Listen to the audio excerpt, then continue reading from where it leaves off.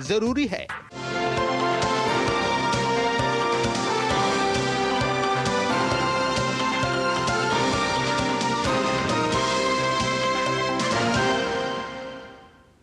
नमस्कार, आप देख रहे हैं नए साल का पहला एपिसोड मनी मंत्र। आपके साथ मैं हूं भावना नैयर। नए साल में सब अपने निवेश के लक्ष्यों को तय करते हैं और मनी मंत्र इसमें आपकी मदद करता है।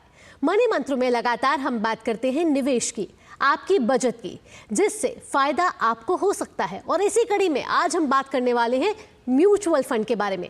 अगर आप 2025 में म्यूचुअल फंड के जरिए पैसा बनाना चाहते हैं तो आपका सही तरीका आपको पता होना चाहिए। आज हम आपको ना सिर्फ सही तरीका बताने वाले हैं बल्कि आप किस फंड का चयन करें इसके बारे में भी हम आपको विस्तार से बताएंगे। साथ ही नए साल में कैसे दुरुस्त करें अपना mutual fund portfolio. Mutual fund हम सभी जानते हैं, लेकिन इसको समझते कितने हैं, किन बातों का ध्यान रखकर हमें इसमें निवेश करना चाहिए, इन सब पर जानकारी लेंगे। हमारे साथ जुड़ेंगे कुछ खास मेहमान भी हमारे मनी मंत्र में, साथ ही साझा करेंगे आज का खास मनी मंत्र जो आपके लिए है लाभकारी, जिससे होगी आपकी बचत भारी। तो आइए बिना किसी देरी के शुरुआत करते हैं आज के इस खास कार्यक्रम की।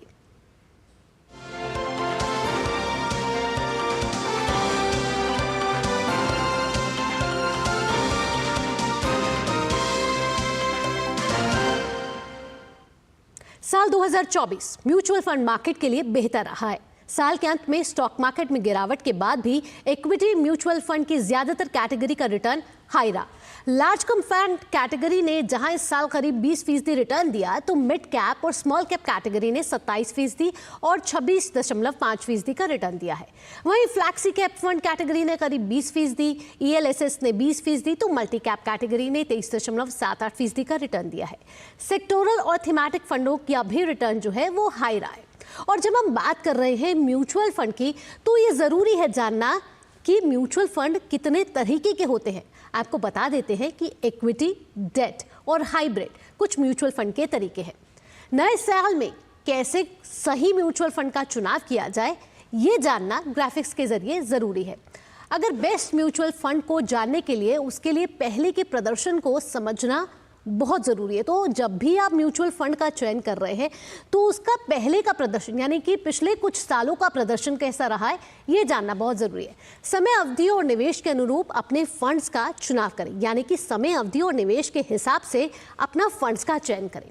फंड्स के प्रदर्शन से जुड़े जोखिम और लाभ को समझें और उसकी तुलना करें, यानी कि दूसरे फंड्स किस तरीके का प्रदर्शन कर रहे हैं उससे भी आप तुलना करें। एक्सपेंस रेशो और फीस का लाभ पर क्या असर पड़ रहा है, आइए उसे भी देख लेते हैं। ये भी जानना जरूरी है। बढ़ते हैं आगे। म्यूचुअल फंड में निवेश के दौरान कुछ बातों का ध्यान रखना बहुत जरूरी है। ये जान लीजिए, आपकी बहुत काम की बात है। निवेश के दौरान अपने वित्तीय लक्ष्य के साथ साथ बजट और समय सीमा का भी ख्याल रखें। ये देख लीजिए कि आपकी जेब, यानी कि आपकी पॉकेट क्या कह रही है और किस प्रकार के म्यूचुअल फंड की आवश्यकता आपको है, यानी कि आपका पोर्टफोलियो डाइवर्सिफिकेशन होना चाहिए। आपको ये जानना जरूरी होना चाहिए कि आपकी आवश्यकता क्या, आपकी ज़रूरत क्या है, उसी प्रकार से फंड का चुनाव करें। बढ़ते हैं आगे। निवेश से पहले अलग अलग तरह के फंड्स को चुनें, यानी कि जिस तरीके से हमने बताया फंड्स डाइवर्सिफिकेशन, अलग अलग फंड्स को चुनें। एक ही फंड में पैसा ना लगाएं, कई तरीके के फंड्स में निवेश करके जोखिम को कम किया जा सकता है। यानी कि जब आप अलग अलग फंड्स में पैसा लगाएंगे तो आपका रिस्क फैक्टर जो है वो कम हो जाता है। एक बार में निवेश करने से बेहतर SIP में निवेश करें, यानी कि एक बारी में निवेश ना करके SIP सिस्टमैटिक इन्वेस्टमेंट प्लान में निवेश करें। लंबे समय के निवेश से अच्छा मुनाफा संभव है, यानी कि लॉन्ग टर्म गोल्स करें, शॉर्ट टर्म गोल्स की तरफ ना जाए, लॉन्ग टर्म गोल्स की तरफ जाए, तभी आपको रिटर्न्स जो है वो हाई मिलेंगे। निवेश के लिए अधिकृत माध्यम को चुनें, यानी कि ऑथराइज्ड माध्यम को चुनें जो क्रेडिबल है। उसी माध्यम के जरिए आप म्यूचुअल फंड्स में निवेश कर सकते हैं।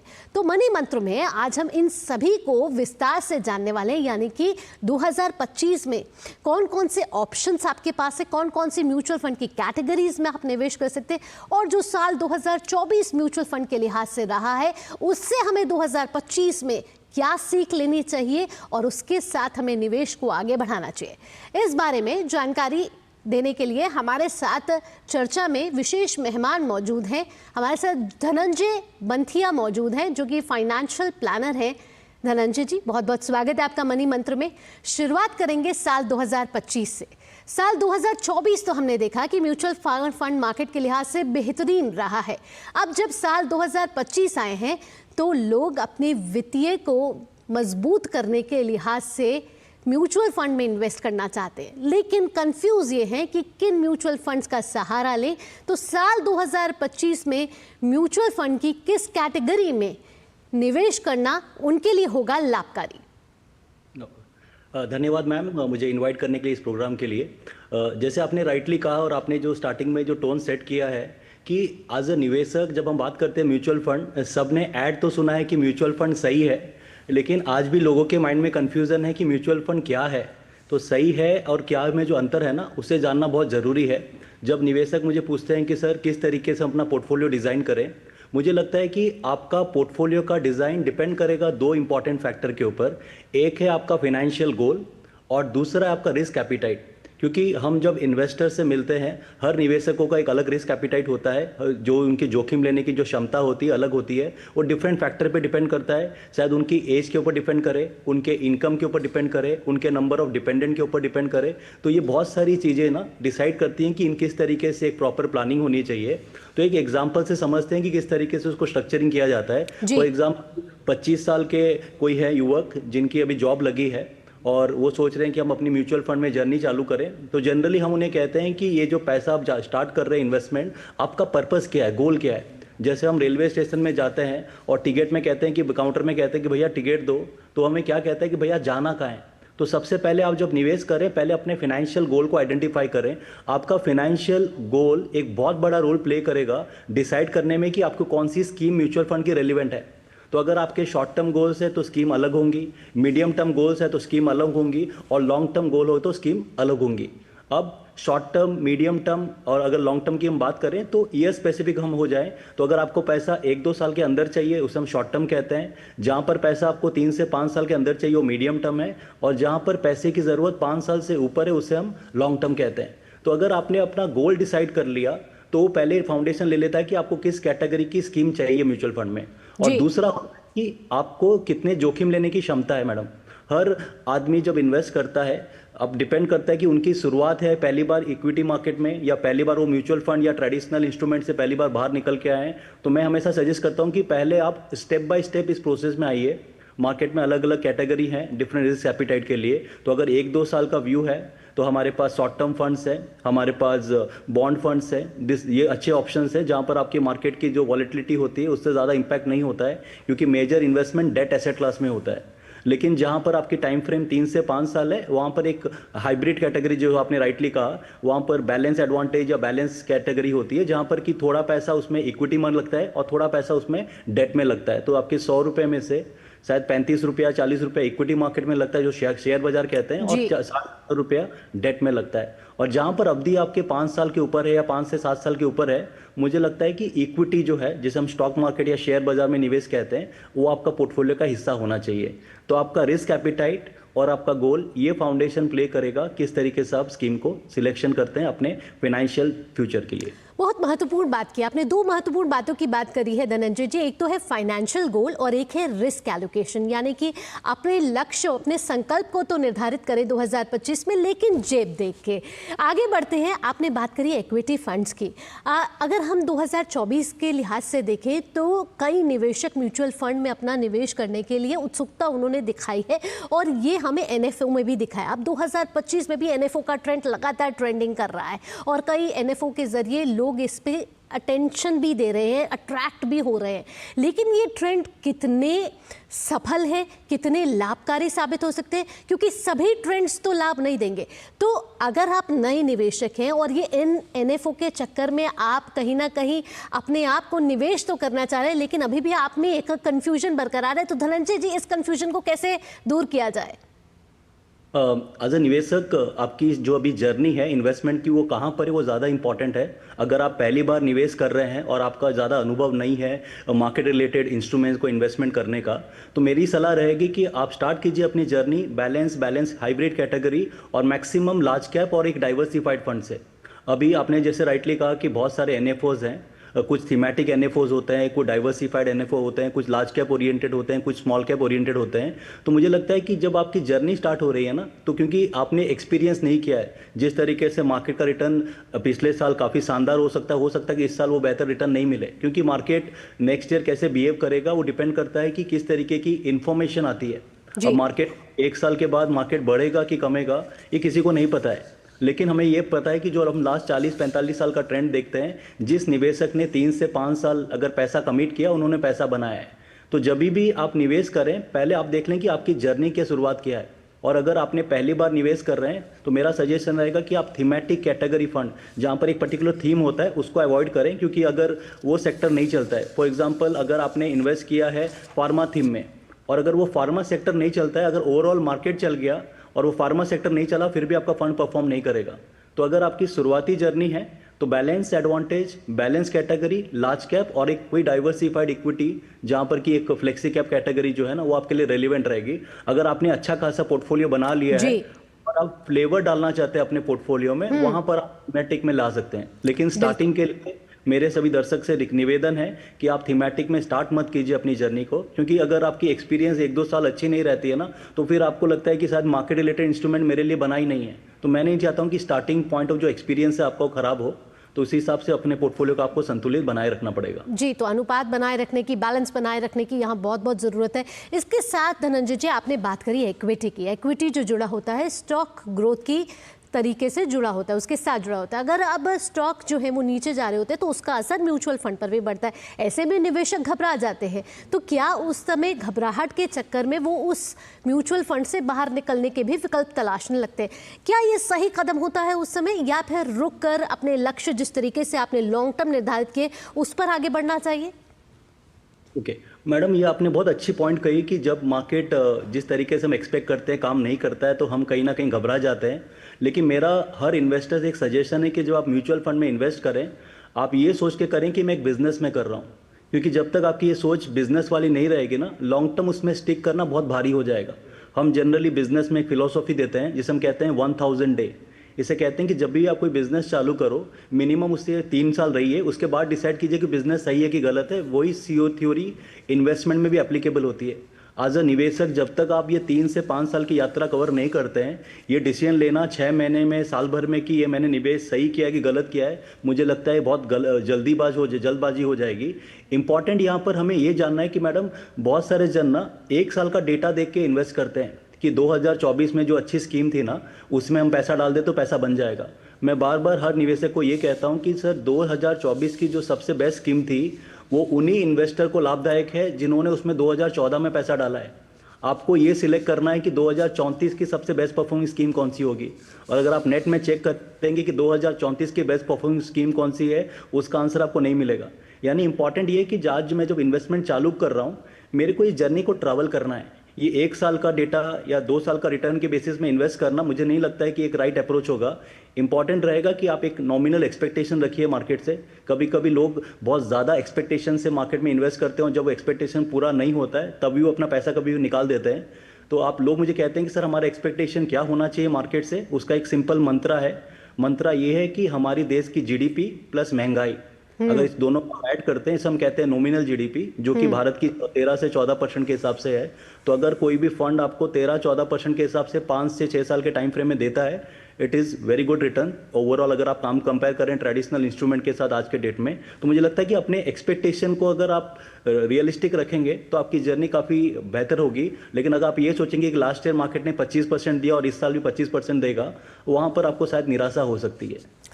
जी, और जिस तरीके से आपने बात करी धनंजय जी कि पिछले साल जिस म्यूचुअल फंड ने अगर अच्छे रिटर्न दिए हैं या नहीं दिए हैं तो इससे इस साल पर असर जो है वो कम पड़ता है, और क्या इसी को ही डिसेंसिव बायस भी बोलते हैं? एब्सोल्युटली मैम, ये आज के डेट में जब हम बात करते हैं बिहेवियरल फाइनेंस की तो बहुत सारे बायसेस इन्वेस्टर के अंदर होते हैं। कहीं ना कहीं ये समझ होना ज़रूरी है। और तो जब तक ये इन्वेस्टर ये समझ जाए कि जब मेरी डिसीजन मेकिंग होती है वो प्रोसेस के ओरिएंटेड होती है। तो जब हम बात करते हैं प्रोसेस की मैम, जब प्रोसेस फॉलो होता है ना तो रिजल्ट आपके जनरली फेवर में आता है। तो आज मेरे हाथ में मार्केट नहीं है, मेरे हाथ में रिटर्न्स नहीं है, मेरे हाथ में कौन सी कंपनी चलेगी ये भी नहीं पता है, बट मेरे हाथ में एक चीज़ है, डिसिप्लिन। मुझे लगता है कि अगर आज इन्वेस्टर का बेहतर निवेशक बनना है तो आपका सबसे पहला फाउंडेशन होना है डिसिप्लिन। आज निवेशक इन्वेस्ट करते हैं और 3 दिन बाद में ऐप में देखना चालू कर देते हैं कि मेरा पैसा बढ़ा है। तो मैं जब कहता हूं कि अगर आपने अहमदाबाद से चेन्नई का ट्रेन लिया है तो आप लगेज चेन्नई में निकालिए। हम क्या करते हैं, हर स्टेशन के बाद लगेज निकालते हैं कि चेन्नई आ गया, चेन्नई आ गया। तो जब कोई 10 साल के लिए पैसा लगाता है तो मैं कहता हूं कि आप 10 साल बने रहिए, 8 साल बने रहिए तो पैसा बनेगा। लेकिन आप हर 6 महीने में, 3 महीने में चेक करेंगे ना, तो शायद आपको वो उतनी एक्सपेक्टेशन पूरी नहीं हो और आप वहां पर पैसा निकाल देते हो और गलतियां करने की संभावना ज़्यादा बढ़ जाती है। सेविंग की मांग ही यही होती है कि समय और अनुशासन के साथ आप उसके साथ बने रहिए, तभी आपकी एक अच्छी सेविंग हो सकती है। अब 2025 की हम बात कर रहे हैं, नए साल की शुरुआत हो रही है और कई नए निवेशक भी इस साल जुड़ेंगे। क्या, क्योंकि म्यूचुअल फंड को बहुत ही माना जाता है कि ये सेफ प्लान है, इसमें जोखिम कम है अपेक्षाकृत दूसरे निवेश प्लान्स के मुकाबले, लेकिन जब हम अब आते हैं नए निवेशकों पे, तो क्या ये उनके लिए सही समय है और उम्र की सीमा क्या होनी चाहिए? कहा जाता है कि जितनी जल्दी निवेश उतने लॉन्ग टर्म रिटर्न ज़्यादा होंगे। धनंजय जी। एब्सोल्युटली मैडम, लोग मुझे कहते हैं कि पैसा कब डालना चाहिए मार्केट में। मैं कहता हूं कि पैसा आपको तब डालना चाहिए जब आपके पास पैसा हो, और पैसा कब निकालना चाहिए जब पैसे की ज़रूरत हो। यही सबसे इंपॉर्टेंट कोरिलेशन है, क्योंकि बहुत सारे लोग कहते हैं कि मार्केट ऊपर आएगा तो डालूंगा, नीचे आएगा तो डालूंगा। मार्केट हमारे हाथ में नहीं है, हमारे हाथ में है हम कितना समय बिताते हैं। तो लोग टाइमिंग के चक्कर में अटक जाते हैं, लेकिन मैं कहता हूं कि टाइमिंग की जगह मार्केट में आप टाइम बिताइए। जब हम पावर ऑफ कंपाउंडिंग की बात करते हैं, चक्रवर्ती सूद की बात करते हैं, वो तभी होता है जब आप एक लंबे समय तक अपने इन्वेस्टमेंट के लिए टिके रहते हैं। तो एक थ्योरी उसे हम कहते हैं SIP फॉर एवर। लोग मुझे कहते हैं SIP 5 साल के लिए करें, 7 साल के लिए करें। तो मैं कहता हूं कि आपके इंटेंट होनी चाहिए, इट इज़ फॉर एवर। ज़रूरत पड़ी तो मैं पैसे निकालूंगा अपने फाइनेंशियल गोल के लिए, लेकिन आज के डेट में मैडम मेरी जो इनकम है, हो सकता है कि 10 साल के बाद में मेरी इनकम 10x हो जाए। तो शायद मैंने जो पैसा जमा किया आज उस पर्पस के लिए, उससे ज़्यादा मैं कमाता रहूँगा तो पैसे की ज़रूरत भी नहीं पड़ेगी। तो इम्पॉर्टेंट ये है कि मेरा जो SIP है ना, वो लॉन्ग टर्म के लिए होना चाहिए, और वो जब लॉन्ग टर्म के लिए होता है तो मेरे वो फॉर एवर SIP जो थ्योरी है ना, उस पर काम करना ज़्यादा इंपॉर्टेंट है। जी धनंजय जी, तो समय किसी का इंतजार नहीं करता, जब जागो तभी सवेरा है। और जितनी कम उम्र से आप सेविंग करना, म्यूचुअल फंड में निवेश करना शुरू करेंगे, उतने आपको लॉन्ग टर्म गोल हासिल होंगे। लेकिन ज़रूरी यह है कि अपने फाइनेंशियल गोल्स को साथ लेकर चले। धनंजय जी, यह वक्त हो चला एक छोटे से ब्रेक का, लेकिन ब्रेक के बाद भी आपसे चर्चा जारी रखेंगे। आज हम बात कर रहे हैं एक बहुत ही महत्वपूर्ण मुद्दे पर, यानी कि म्यूचुअल फंड्स की। 2025 आ चुका है, कौन कौन से ऐसे म्यूचुअल फंड के विकल्प आपके सामने, ये सब इस छोटे से ब्रेक के बाद। आप देखते रहिए DD न्यूज़। एक ऐसा तबका जो रिटायरमेंट के बारे में आज भी बिल्कुल नहीं सोचता, वो है औरतें। औरतें कमा के भी वल्नरेबल हैं। सो NPS एक इक्वालिटी ला रहा है, हम सब एक बराबर प्लेटफॉर्म पे हैं। अपने बेहतर कल को सुनिश्चित करने के लिए NPS जरूरी है।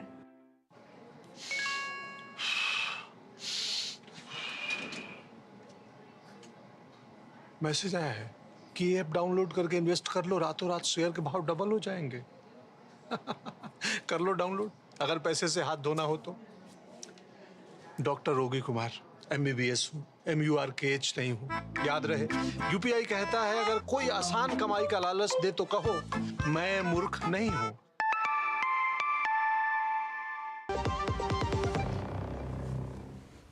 ब्रेक के बाद आपका स्वागत है। आप देख रहे हैं मनी मंत्रा, और मनी मंत्रा में आज हम चर्चा कर रहे हैं म्यूचुअल फंड्स की। जी हाँ, 2025 आ चुका है, 2024 जो बीता है वो म्यूचुअल फंड के लिहाज से बेहद ही लाभकारी साबित हुआ है। तो क्या 2025 में कौन कौन से निवेश हैं जिनमें आप अपना फाइनेंशियल गोल सेट कर सकते हैं, लेकिन रिस्क एलोकेशन को देखते हुए? ये धनंजय जी हमें लगातार हमको बता रहे हैं। धनंजय जी हमारे साथ लगातार जुड़े हुए। धनंजय जी, ज़रूरत 2025 में ये भी है कि जो म्यूचुअल फंड पोर्टफोलियो आपके पास पहले से है उसको रिव्यू भी कर लीजिए, क्योंकि अगर आप रिव्यू करेंगे तो लॉन्ग टर्म गोल्स जो आपने सेट करें वो आगे जाके सही दिशा में आगे काम करेंगे।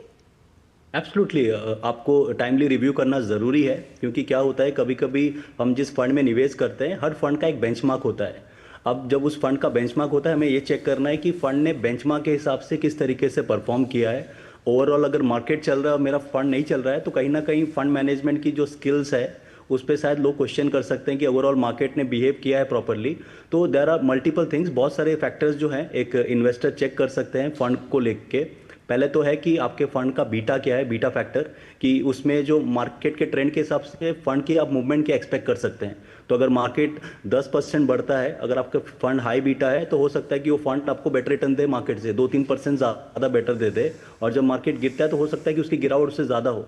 तो एज अ निवेशक मैं हमेशा रिकमेंड करता हूं कि आप फोकस कीजिएगा उस फंड में जिनका बीटा, अगर आपने इन्वेस्टमेंट जर्नी शुरुआत की है तो जिसका बीटा 1 के आसपास होता है, ताकि जो मार्केट के रिटर्न्स है ऑलमोस्ट उसके आसपास वो रिटर्न्स मूव करते हैं। सेकंड ये है कि आप देखिए कि हर इंडस्ट्री में और हर जो हम बात करते हैं इन्वेस्टमेंट में, एक साइकिल्स होते हैं, उसे हम कहते हैं टेक्निकल टर्म में फैक्टर इन्वेस्टिंग। तो कभी मार्केट में क्वालिटी चलता है, कभी मोमेंटम चलता है, कभी ग्रोथ चलता है, कभी वैल्यू चलता है। ये मार्केट साइकिल की तरह है। आज जो स्कीम अच्छे काम कर रहे हैं, आप देखिएगा नेक्स्ट ईयर शायद वो स्कीम टॉप परफॉर्मिंग नहीं हो, क्योंकि एक साइक्लिक मूवमेंट है मार्केट की। तो आपके जब पोर्टफोलियो का जब मूवमेंट होता है तो उसे रीबैलेंसिंग करना जरूरी है। अब जब रीबैलेंसिंग की बात करते हैं, जो पोर्टफोलियो ने काफी शानदार रिटर्न दिया है, हो सकता है कि उसमें थोड़े से कुछ पार्ट्स हम प्रॉफिट बुक करके, जो फंड जब परफॉर्म नहीं कर रहे हैं क्योंकि उसमें 1-2 साल का अंडर परफॉर्मेंस है, वहां पर वो पैसे एलोकेट कर सकते हैं। तो आपकी रीबैलेंसिंग जो है ना, ये स्ट्रैटेजी होनी चाहिए। अगर आपको इसकी समझ है तो डेफिनेटली आप कीजिएगा, लेकिन मेरा आप सभी निवेशक से निवेदन है, अगर इस पर्टिकुलर सब्जेक्ट पे आपकी पकड़ नहीं है, आपकी जानकारी नहीं है, तो आपके जो सलाहकार हैं या आपके डिस्ट्रीब्यूटर हैं उनसे आप बात कीजिए, सो दैट वो आपको टाइमली गाइड करते रहें। क्योंकि मनी मैनेजमेंट एक ऐसा टॉपिक है, इसके लिए भी एक स्किल की रिक्वायरमेंट है। जनरली लोग को लगता है कि वो अपने पैसे मैनेज करने में सक्षम है, लेकिन मुझे लगता है कि पैसा कमाना और पैसा मैनेज करना और पैसा बनाना, ये तीनों अलग टॉपिक है। जी, तो जिस तरीके से धनंजय जी आप बात कर रहे हैं नए निवेशकों के लिए, नए निवेशक जो बिल्कुल ही नए हैं इस साल में और जिनको अपने एसेट एलोकेशन के बारे में नहीं पता, कई ब्रोकर ऐप्स इस समय मार्केट में उपलब्ध हैं, उनके बारे में भी उनको नहीं पता, क्या वो खुद से अपना पोर्टफोलियो मैनेज कर सकते हैं? और ये जो ब्रोकर ऐप्स जो एक कमीशन लेते हैं, उसका मापदंड क्या हो, ये निवेशकों को क्या कैसे पता चले, इसकी सलाह आप क्या देंगे? मैडम, ये बहुत इंपॉर्टेंट है। इंपॉर्टेंट ये है कि यस, आप ऐप के थ्रू इन्वेस्ट कर सकते हैं, लेकिन मेरा जो 17 साल का अनुभव ये कहता है कि इन्वेस्टमेंट जो है ना, वो टेम्परामेंट का गेम है। इन्वेस्टमेंट तो लोग कर लेते हैं, बोलते हैं ना कि यहाँ पर क्रिएशन ईजी होता है, डिस्ट्रक्शन ईजी होता है, इंपॉर्टेंट होता है मैनेजिंग। ये जो एंटायर टाइम फ्रेम है ना, जो जर्नी ट्रैवल करनी है निवेश की 5, 10, 15 साल, वो ज़्यादा इंपॉर्टेंट है। जब लोग ऐप बेस्ड इन्वेस्टमेंट करते हैं, उनके साथ ये चैलेंज होता है कि वो अपने कम्युनिकेट किसी और को नहीं कर पाते हैं, क्योंकि ऐप ने जो बताया कि ये फंड में डाल दो, उन्होंने डाल दिया, बट उनकी स्पेसिफिक कोई क्वेरी है, वो कुछ और जानना चाहते हैं, क्योंकि ये सब्जेक्ट पर्सनल फिनेंस है। तो जिस तरीके से मैं इन्वेस्टमेंट के बारे में सोचता हूँ, शायद दूसरा आदमी उस तरीके से इन्वेस्टमेंट के बारे में नहीं सोचे। तो जब सब्जेक्ट पर्सनल फिनेंस होता है, मुझे लगता है कि आपको एक पर्सनल टच चाहिए, एक आदमी जो आपके थॉट प्रोसेस को समझे, आपके फिलॉसफी ऑफ इन्वेस्टमेंट को समझे, आपके रिस्क एपिटाइट को समझे, तो वो ज़्यादा बेटर माध्यम रहेगा। तो अगर आपके सपने बड़े हैं, आपके फाइनेंशियल गोल बड़े हैं और आप अपने फाइनेंशियल लाइफ को काफ़ी बड़ा करना चाहते हैं, तो मुझे लगता है कि एक सारथी की आपको ज़रूरत पड़ेगी। जैसे जो बच्चा छत पे क्रिकेट खेलता है और गली में क्रिकेट खेलता है, शायद उसको कोच की ज़रूरत नहीं है, लेकिन इंडियन टीम के लिए खेलते हैं या रणजी के लिए खेलते हैं, उनको कोच की ज़रूरत है। तो आपके फाइनेंशियल गोल कितने बड़े हैं, सपने कितने बड़े हैं, वो डिसाइड करेगा कि आपको एक सलाहकार की ज़रूरत है कि नहीं है। आप हो सकता है कि नॉलेज है मनी का लेके, लेकिन इंपॉर्टेंट है कि सर ये जर्नी में मैडम बहुत सारे लोग गलतियां भी करते हैं, ये गलतियां क्या नहीं करना है, वहां पर आपको सलाहकार आपको हेल्प करते हैं। जी, चलिए अब हम कैटेगरीज पे आते हैं धनंजय जी, क्योंकि समय कम है। अगर इक्विटी फंड्स की बात करें तो यहाँ मीडियम से लेके लॉन्ग टर्म का नजरिया क्या 2025 में बेहतर रहेगा? मुझे लगता है कि 2025 जो है ना, जिस तरीके से डेटा है आज के डेट में, जो कॉर्पोरेट अर्निंग्स है हमारी, मुझे लगता है कि शायद इस साल हमें फ्लैटिश या फिर हल्का सा टीन जो पॉजिटिव रिटर्न दिख सके। लेकिन मैं बार बार कहता हूं कि जहां पर equity as an asset class है इन्वेस्टमेंट में, वहां पर कभी नजरिया कोई इन्वेस्टर को 1 साल का नहीं रखने का है। एटलीस्ट आप 3 से 5 साल ये टाइम फ्रेम से आइएगा, क्योंकि इक्विटी जहां पर एक्सपोजर है 1 साल के लिए, वो इन्वेस्टमेंट ऑप्शन कोई भी इन्वेस्टर के लिए फायदेमंद नहीं होगा लॉजिकली। हो सकता है कि आप लकी हो, कभी मार्केट ने डाउन ट्रेंड दिया, आपने पैसा डाला और पैसा बन गया है, वो फैक्टर जो बहुत कम आते हैं इन्वेस्टमेंट जर्नी में। लेकिन अगर हम बात करें 3 से 5 साल में, तो एटलीस्ट वो 3 से 5 साल का दरिया ही रख के माइंड में इन्वेस्टमेंट करना, मुझे लगता है कि सेंसिबल अप्रोच होगा हर इन्वेस्टर के लिए। और अगर डेट फंड्स की बात करें तो यहाँ क्रेडिट क्वालिटी और रिस्क का विश्लेषण करना भी बेहद ही अहम हो जाता है 2025 में। एब्सोल्युटली मुझे लगता है कि डेट एक ऐसा कैटेगरी है जहां पर निवेशकों की अंडरस्टैंडिंग इक्विटी से कम है। जनरली कहा जाता है कि डेट काफ़ी सिंपल है, लेकिन डेट ज़्यादा कॉम्प्लेक्स है एज कम्पेयर टू इक्विटी, क्योंकि इक्विटी में आप क्लियर हैं कि आप एक बिजनेस में इन्वेस्ट कर रहे हैं, बिजनेस चलेगा तो फायदा है, नहीं चलेगा तो ठीक है। लेकिन जब हम बात करते हैं डेट कैटेगरी की, वहाँ पर रेटिंग्स होती है, जो पेपर इशू किए जाते हैं कॉर्पोरेट द्वारा या जो संस्था इशू करती है, रेटिंग दिया जाता है, तो हमको उसको क्रेडिट बैकग्राउंड देखना है। जो आप बॉन्ड्स ले रहे हैं उसकी रेटिंग क्या है, उसकी डिफॉल्ट रिस्क है और इंटरेस्ट रेट सेंसिटिविटी कितनी है, मॉडिफाइड ड्यूरेशन क्या है। तो ये मल्टीपल फैक्टर्स जो है ना इस पे काम लगते हैं। इसलिए मैंने कहा कि ये सब्जेक्ट जितना सिंपल है उसमें सिंप्लिसिटी लाने के लिए आप उनसे जुड़ना है जो इस सब्जेक्ट को आपको सिंपल तरीके से समझा सके। तो यहाँ पर जो एक सलाहकार की रोल बहुत ज़्यादा इंपॉर्टेंट बन जाती है मैडम। जी, साथ ही जाते जाते आपसे हाइब्रिड फंड्स के बारे में भी बात करेंगे। अगर इक्विटी और डेट फंड्स में अनुपात बनाए रखना भी बेहद ज़रूरी है इस साल में। डेफिनेटली जब मैं अपनी बेटी को कहता हूँ कि आइसक्रीम कौन सा पसंद है, वो कहती है कि पापा मुझे वैनिला और स्ट्रॉबेरी दोनों कॉम्बो चाहिए। तो वैसे बहुत सारे निवेशक हैं जो कहते हैं कि सर मुझे कुछ ऐसा फंड चाहिए जिसमें हम थोड़ा जोखिम लें लेकिन हमें ज़्यादा जो वॉलेटाइल मूवमेंट नहीं चाहिए। तो वहाँ पर हाइब्रिड कैटेगरी जो फंड्स होते हैं ना उसमें भी अलग अलग हैं। उसमें एक मॉडरेट कैटेगरी है, एक कंजर्वेटिव है, एक एग्रेसिव है। तो जो निवेशक कहते हैं कि मुझे एक टच ऑफ इक्विटी चाहिए जहाँ पर 20 से 25% मेरा स्टॉक मार्केट में लगे, बाकी 75% बॉन्ड में लगे, तो वहाँ पर वो कंजर्वेटिव कैटेगरी में फोकस कर सकते हैं। जो कहते हैं कि मुझे 40-45% इक्विटी एक्सपोजर चलेगा, तो वहाँ पर वो शायद मे बी मॉडरेट कैटेगरी में। और जो कहते हैं कि 60-65% तक भी मैं एक्सपोजर ले सकता हूँ इक्विटी में, तो वहाँ पर वो एग्रेसिव कैटेगरी में जा सकते हैं। तो हाइब्रिड में भी आप कंजर्वेटिव हो, मॉडरेट हो या एग्रेसिव इन्वेस्टर हो, उसी हिसाब से आप अपने फंड को डिसाइड कर सकते हो, सिलेक्ट कर सकते हैं। बिल्कुल धनंजय जी, बहुत बहुत शुक्रिया धनंजय जी इन तमाम जानकारियों को हमारे दर्शकों तक साझा करने के लिए। और साल 2024 में म्यूचुअल फंड में किस तरीके से निवेश करें, कौन कौन से तरीके अपनाएं, ये सब आपने बहुत ही विस्तार से हमें बताया है।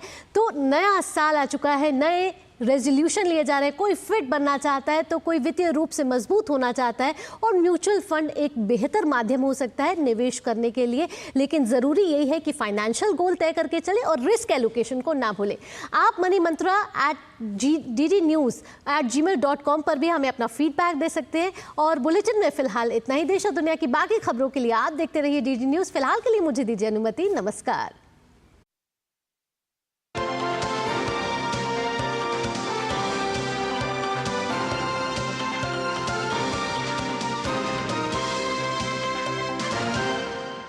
This program was sponsored by National